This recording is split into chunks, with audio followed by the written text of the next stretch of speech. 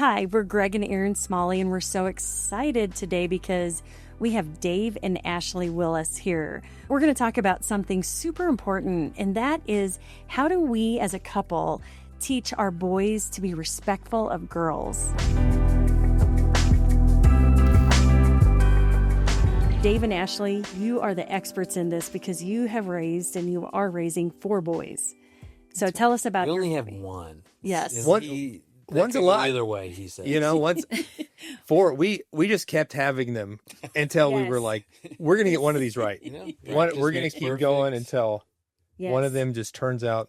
No, they're all great boys. They're all great boys. How old are they? They are 10, 13, 18, 20. Wow. And so we have 2 in college right now, and then 1 in elementary, 1 in middle. Okay. And so it keeps life interesting for sure because we're kind of in different seasons with all of them, but it's so much fun. They're great boys. Love that. Because you think about where our culture is at and just the disrespect that's modeled so often. Sure. Yes. So what was really the passion around kind of this theme? How do we teach boys to respect girls? Where'd that come from? I think it came from a burden of just seeing the world that our kids are growing up in. And, well, you know, we all grew up in a time when, sure, there were challenges, but the challenges now, because of technology, are just so much different. You know, they're exposed to so much more, whatever we're doing to try to shield them or protect them, or just being exposed to messages all the time. And a lot of those messages are disrespectful toward women, whether it's through pop culture, through music, through what they're streaming, what they're watching online, through really dangerous counterfeits like pornography, that even if they're not looking for that, they can get glimpses of that. And I just wanted to make sure that, like, if we don't do anything else, like, let's make sure we raise our kids to know and love Jesus, and we raise our kids to be respectful, loving husbands someday. And that starts with how we teach them to respect women and girls when they're young. Yeah. And I just realized that was something I wasn't being intentional enough about. And that was, I think, the birth of doing the book. And you're right. I mean, I'm horrified now is I'll read. I'm not a big social media user just because the negativity, the trolling, and just all that stuff, it just wears on me. Oh, sure. And just so I don't do a lot of that, but I do enough to see, and it's just, this drives me crazy. I just want to wring someone's neck when I see these guys body shaming what they're saying to our women. Yeah. Like, it just, maybe it's my generation. There's something about just like, there should never be a time to where it's never okay. A male is speaking like that, treating a female in this way. So it's hard, which is why we wanted to have this conversation with you guys. So imagine that teaching around respect has to begin with mom and dad. It begins with how you guys, walk that out within your marriage. What does that look like for you guys? Yes. Well, I think the first thing that I just want to remind people of is that I think sometimes we think these kind of conversations and modeling don't happen till later, like, pre-adolescence or adolescence, but really it starts young because our kids are watching how we interact with each other and how we treat them. And so I would say, like, when they're young, let's say if they, like one of our boys said something rude to me, Dave would be really quick. I mean, obviously I can correct them too, but, Dave would go out of his way to say, don't be rude, not only to your mom, but he'd be like, don't be rude to my wife. That's my wife. Right. Because reminding them of that. And then talking to them like, listen, we need to, not only respect your brothers and respect all people, but like, you need to respect your mom. You don't talk to her that way. And then, like, kind of as they get older, I know we've been having conversations like this with our 10-year-old, they're noticing girls, and that when girls are 10 years old, they can already be in like pre-adolescence, and there can maybe be some hormones going on and attitudes even. And so we've had talks, our little one will come home and he'll be like, man, girls are crazy, and I'm like, honey, hold on. Yeah. Let's not make blanket statements that girls are crazy. And I would explain and say, listen, for girls, a lot of times, we've talked to them about what adolescence is and things. I'm like, there's just like there's changes going on. And sometimes these changes can be hard on our bodies. And sometimes girls can be mean to other girls and they're dealing with this. And I'm like, instead of adding to that fire that's going on, you be that kind guy that can stop the dissension that's between all these people. And just trying to get them to understand it because, you know, as our oldest has pointed out many times, he's like, I don't have a sister to learn some of this stuff from. He's like, it's just we have you, Mom. Threes if you need to. Yeah, we need to loan you one. Or... That's right. That's be right. helpful. Yeah. Yeah. Because like our oldest, I think not having a sister, he blames that on setting him back for being too nervous about talking to girls. Mm-hmm. So it's your fault. It's my fault. I know. He's like, why didn't you have a girl? It's my fault. Like, Yeah. he's You tell him we do this, so you have Yeah. things to talk to your therapist right. about. So Right. I'm sorry. It's a rite of for help. passage. But I don't take his criticism seriously. He's the same kid that criticized us for giving him too good a childhood because he said every great. He was serious. He No, was he like seriously every said great this. origin story of like, you know, superheroes or billionaires. They all had like a really hard childhood, and I don't have that. I'm never going to have a great I can't talk to girls. I'm like, we'll Right. never be a superhero. I'm like, well, I know. it's not too late. I mean, I could start yelling I at could you help. now. I mean, we could. You could- But anyway, yeah, we'd kick you out of the house. That's right. he does say he wished You he'd had a can tempt sister yourself. because he feels like that would have really helped him just learn to interact with girls his own age a lot better. And I get that. I do get that. But I think there's still ways, you know, when they come home, being that listening ear. And oftentimes for us, it's the drive home. Like those car rides are just priceless with knowing what's really going on in your kids' Windshield lives. time. Yes. Yeah, invaluable. I mean, it really is. And just even, you know, just listening a lot and then being able to talk through kind of their perception of women and of girls. And I know for me as a mom, that's been when I've really been able to speak into it and like, well, hold on, here's what may be going on, you know, with that girl. And here's how you can maybe engage in that conversation, you know, with other girls in your class and not act like they're aliens or, you know, that you just are frustrated with them all the time. So I think that respect really starts there. Yeah. What I like, you both were pouring into them about respecting girls. As a mom with your son and as a dad with your son, what happened when you guys, or did it ever happen that you didn't see eye to eye and how to communicate something about girls to your sons? Yeah, that's a great Yeah. question. I think with any part of disagreement in marriage, it's key to, with the kids, have a place of unity and respect with each other, even if we're disagreeing about something, because we're modeling healthy communication to our kids. And so something we try to remind ourselves is, you know, by how we treat each other, we're showing our boys how they should treat women and how women need to be treated. And so I, as the dad, carry that as a sacred duty because I'm like, they're going to learn from my example much more than they learn from my lectures. Right. Yeah. And so I want to make sure I'm always honoring her. And I'll try to ask her, like, if I'm ever doing anything that's like subtly showing you disrespect, whether it's, you know, interrupting you when you weren't finished with your thought, or, I mean, I want to be aware of those things. One, because you deserve full respect, but two, because our boys are watching this interaction. And if I interrupt mom, that teaches them like, oh, well, maybe what women say isn't as important. Maybe what girls, so I can interrupt girls. And that's, of course, a terrible message and not at all the message that we want to send. And so we've just been, I think when you ask about disagreement specifically, I think it's not so much disagreement as much as it's different approach to how we respond. Because Definitely. if they'll come to us with something and they'll ask a question that's maybe a shocking question, we both have like the same answer, but my response is like, let's freak out later. Let's in the moment, like be calm. And her response is going, what? Who told? Like who? I'm like, who told you that? We're calling the police. And I'm like, you know, it's you're not wrong. You're not wrong. But and so we just try to temper each other's response because we're going to have the same answer almost every time. We do, but I will say this. Sometimes it's different personalities too, because Cooper, our oldest son, is a lot like me in personality, wouldn't you say? And we like to debate. And there's been times where we're going back and forth about who knows what, you know, and I enjoy it. They'll talk, they'll debate it. Yeah. I mean, anything. It worries me to death. Like, why do you hate each other so much? That's what he said. He's like, he's being disrespectful to you. And I'm like, oh no. Your mom he would be didn't like, say the one sky's thing. blue today. Well, actually, there are a lot of hues in there that aren't even blue. I mean, it's like, it's like, just agree on something, anything. I know, but it's been interesting because he's had to go, like, he's like, oh, you feel respected.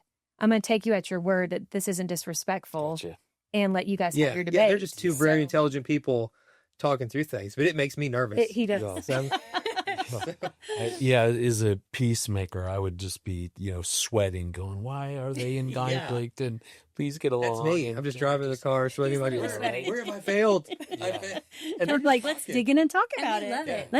Let's figure this out. Yeah, and I really like you bringing up the interruption part. I wanted to interrupt you, but then I thought it would be, You're not modeling the correct exactly. thing. Because I think that's a big one. I see that a lot in the office as in meetings to where that guys will often interrupt a female colleague. And so I love that that's a part of the message that you guys are giving each other, to not do that, to be respectful. I'm not going to interrupt you. I'm not going to interrupt you. And we'll teach our kids with our son. I've really tried to explain it when in particular, hey, someday just watch, man, you will be working with people and just notice how often men will interrupt women. And to me, that's very disrespectful. It is. Yes, very much. Yeah. So we love that you're doing that. What are ways that you've noticed how couples can disrespect each other? Like, how would that typically show up? So interrupting each other would certainly be one, but what else do you guys notice? Oh man, I think eye rolls, body language that says, I don't want to listen to you. And that maybe somebody's not, maybe eye rolling isn't the way, but just turning away or using the you always or you never, because that's rarely true. Extreme language. Yes. That's good. And also, I have seen parents do this, and I think it's easy to fall into this, but they will use their kids to have an argument with their spouse. And they'll be like, can you believe that daddy is blah, blah, blah, blah, blah. And then they'll be like, well, mommy, blah, blah, blah, blah, blah. And it's Go just tell so... your daddy. Yes. Go tell daddy, I already did that. Yeah. Or like, or I asked him 4 times earlier today. You're saying that's not healthy? What? What is it about that? Right. Or even one thing that we've noticed, couples will correct detail that their spouse, well, that didn't happen like that. And it's constant and it's so disrespectful and it's uncomfortable when you're sitting there and they're battling this out and we're like, does it really matter? Why did we care if it was 8 days, not 9? Yes. Why does that Who matter? cares? Exactly. And you're like, what's going I on? saw this funny marriage meme of the guy saying to the wife, all you've done for the last 28 years is correct everything I've done wrong. And she's got her hand on his hand and she goes, it's actually 29 years.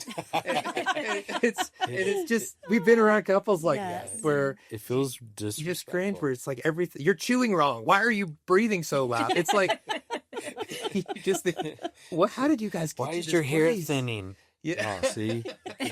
When did you get that bald spot? See? He sees it too. Oh my goodness. We were laughing before, Yeah. telling some funny stories, and Erin pointing out my thinning hair was very hurtful. Felt very disrespectful. That's okay. I'm okay. Just to tease. Yeah, we Kindly were just tease. joking. I noticed for me, one of the ways that disrespect showed up, I think, is when I felt super uncomfortable around Erin's emotions. I like to be really, the rock and not super emotional. And so as Erin would get emotional, I would do the, hey, why don't you calm down, or can you settle down there? Like, let's just talk about this. We don't need all the emotion. Heartwarming. But now looking at, one, that was my issue around just not feeling comfortable with emotions. I didn't know what to do with my own, much less hers. But I know that carried a real disrespectful message. Yeah. Like that we can't, her emotions are bad. We've got to control her. We got to get her simmered down. And so that was something I really had to start paying attention to go, there's, I don't want to say that. And so don't ever say that. So calm down. It's probably relax. Oh yeah, that's a good one as well. So it's interesting how these messages that we can give each other, often even unintentionally, is that disrespect. So we're modeling that. So in the culture, we hear a lot now about toxic masculinity. So talk a little bit about that idea and maybe give us a sense of what would healthy masculinity look like, and how have you guys, modeled that or really taught that to your kids? Well, absolutely. First off, we let them know like masculinity and femininity are gifts created by God. And we live in really strange, confused times where the only time societally it seems like masculinity is being praised is if it's a woman being masculine. The only time femininity is being praised is if it's a man being feminine. Yeah, that's And interesting. And we've got this kind of flip-flop whole gender fluidity. And I think some of it's coming down to saying, look, God made men and women, and that's a sacred part of his design. You know, your gender's a gift. He made you to be masculine. Now, when that in our sin nature is taken to a place of what we would call toxic masculinity, some people just add toxic to masculinity because they think masculinity is toxic. Yeah. We tell them it's not. Masculinity is sacred. Yeah. It is a gift. Beautiful way God designed it. Yeah, he made you to be a man, and that's awesome. He made you to protect and provide and to do, you know, all kinds of great things. But if we use that, we misuse the gifts that God has given us in a way to try to hold down women or belittle women, or really try to belittle and hold down other men for that matter. Yeah. Even though there's space for healthy competition and all that, but a mindset that says I have to dominate, I have to be better and above, that comes from a place just in our sin nature that wants to control. Yeah. We say, but the way Jesus modeled masculinity is strength under control. Yeah. Sacrifice. Right. Yeah. And we need to look to his example. Yeah. That's good. How do you then actually kind of model maybe honoring, valuing, drawing attention to Dave as dad in your family around masculinity, his masculinity? Well, I mean, I just try to really celebrate the man that he is. And I mean, I try to go out of my way because I mean, I enjoy when Dave does that for me too. Yeah. And I think the longer we're married, sometimes we can forget to do that. But I try to, you know, go out of my way when I see him being this incredible man of God that he is. I'm like, your dad is just, he is always so selfless. I just love how your dad, like, I mean, the other day, I'll just give an example. David had a really long day. I was in the middle of doing some work with my coaching practice, and he was like, okay, I'm gonna go get a friend of our child's, and I'm going to take them, you know, not only to the jump park, but I'm going to take them to get ice cream. I'm going to do this and that. And like, he had other things he could have done, but he took time out of his busy schedule to just be this hero dad and take the kids without complaining. And I told Chatham, I said, Chatham, no, you didn't. But ice cream was involved. I mean, come on. Would make it better. That's his love language. So it did go a long way. But he you know, number 6. that's exactly right. But I told our youngest, who was taking the friend to do all these things, I said, did you thank your dad? I was like, he's such a great dad, taking you all these places, you know, getting your friend and giving you a really fun day. And he goes, you know, Mom, I didn't. And he was like, thanks, Dad. You know, and I just try to, I don't know, you know, like his strength. I'm like, look at your dad. He's so strong. He's doing all this stuff. And just calling out the man that you are. And even like you just, like one thing Dave does is every day he, in our great room, he has his Bible and he's doing his time with the Lord. And I just try to make sure, like, I call that out in you and that I appreciate you taking that time, but also that the kids can see it. Well, I was going to say one thing that you do that I appreciate to like talk about, like respect my masculinity, is that she is actually better at a lot of traditionally masculine tasks than I am. She grew up in a house where she had one sister. Her dad could fix everything, build everything, great with tools. He was like MacGyver of it. If you guys remember that show. Yes. He was MacGyver. Fix anything with that tape. Whatever was available. And he passed that on to his daughters, who were incredibly feminine. They, you know, danced and they did all the feminine things, but he also taught them how to work with tools and all this stuff. So my dad, great dad, awesome dad, didn't teach me those things. Yeah. So I'm terrible at it. She's great at it. So all of the tools in the house, our kids refer to as mommy's tools. Like we got like drills and all this stuff, and it's like that's mom handles that day. Yeah. You don't get involved. You don't even know. Sure You know don't what to even do know with what to this? name them. Yeah. Yeah, we've got the thing. We go to Lowe's. Yeah, Like they're confused at Lowe's. Why are there so many men in here? They're expecting it to look like a Bed Bath and Beyond with all these women.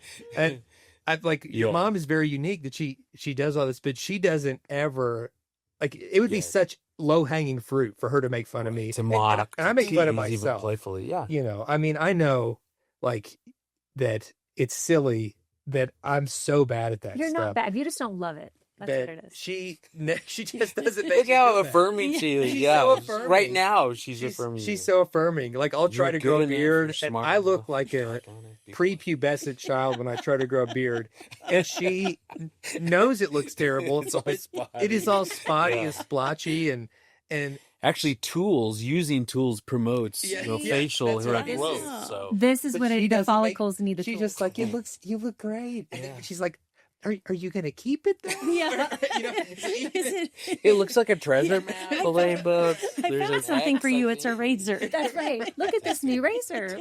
Let's use it. So, what would you guys say to that one couple who's listening, or that parent who's listening, and they're realizing, like, whoa, we really need to begin instilling respect for girls with our boys? What would you tell them, just as a first step encouragement?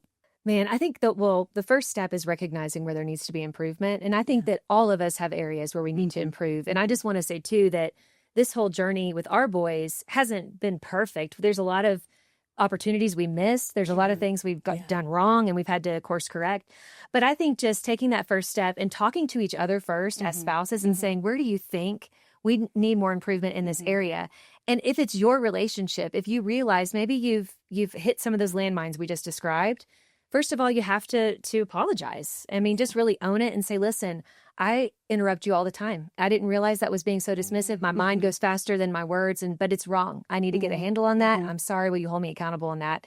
And I think that'll go a long way to just keep the conversation going and keeping it open. And then talk about, whatever age, your kids are, your boys are in particular, what are some practical ways that we could show, like, model respecting women? Yeah. What in our daily life, like, what are some practical ways? And maybe there's some things that come to mind where your boys have come home from school and they've said some things that were disrespectful, or you've heard your teenagers, talking with their friends about girls in a disrespectful way. It'd be a great opportunity to maybe take them to dinner, and not like this big ominous thing, but just like, hey, let's talk about girls. Like, what do you think about them?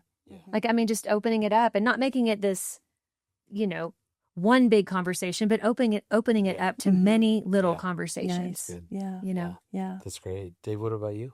yeah, no, I think You're it's really thinking good. about ice cream right now. I know, Sad. You already brought it up. It's our Ice cream. I do think it starts for those of us who are married in the married relationship. I mean, I think the more we can get that right, that we can model this the right way, showing respect to each other, love to each other, the security that gives the children, and the example that gives to the children, is so valuable. I think part of the reason why so many young people are growing up and they're afraid of marriage, afraid of the commitment in marriage, is because they grew up in a dynamic where they saw their mom and dad disrespecting each other.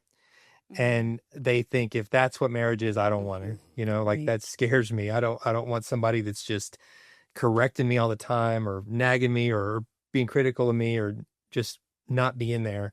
And so if we can help them to have a positive view of the opposite sex and of marriage itself by how we treat each other, I think that's a good place to start. And then beyond that, I think just look for teaching moments along the way. Like if you're watching TV with them or a movie and some scene comes on and there's an interaction that's maybe disrespectful, or maybe a really positive example of chivalry or how to do something well, to say, man, that was good. What did you think about that? Or if you see them doing something, even holding a door, just being polite or thoughtful, to cheer them on and say, that's the way a gentleman should treat a lady. That's good for you. And to cheer them on. Praised behavior is repeated behavior. So it's not just correcting everything. It's looking for those things to really praise. Yeah, that's really good. And I just want to add, too, I think one of the best things that a father can do for his sons in particular, but also for his daughters, is being so aware of where his eyes go. And then as your sons get older, praising them for having their eyes, not just lusting after a woman, and being like, way to go, man, that was a pretty girl, and you didn't follow her all the way down the street, or whatever it is. Yeah. It's going to look different depending on their age, but that's something that Dave has always been very mindful of.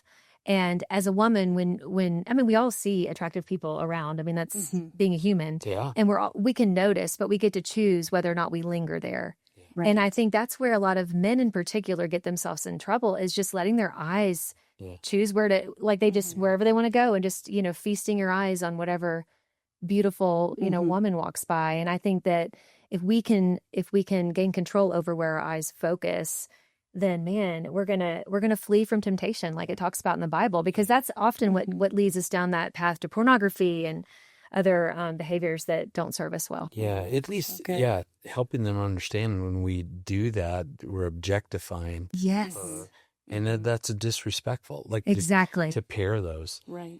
And I love the advice on just have these little small conversations. You don't have to try to, give a 45-minute lecture. Because they get all of that, Yeah. Yes. They're zoned out. Yeah, exactly. Yeah, and then again, we all know this, but just it's a great reminder of just how we treat each other and how we're modeling that respect. Right. Something I think you said in the beginning that actually caused me to go, oh, you know what? I probably need to really think about that, which is what I love about this kind of conversation. It's actually making me think is with our youngest daughter, just, in the junior high school kind of years and seeing the drama that goes on.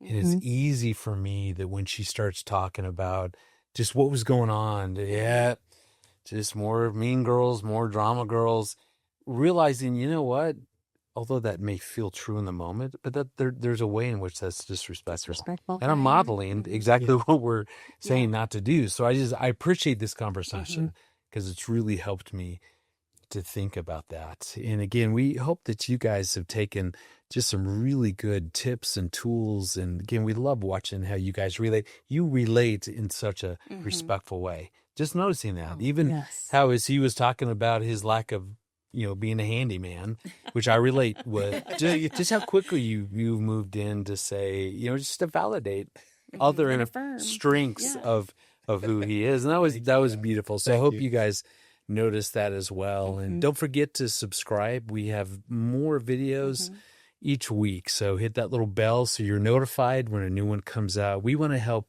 your family thrive in Christ.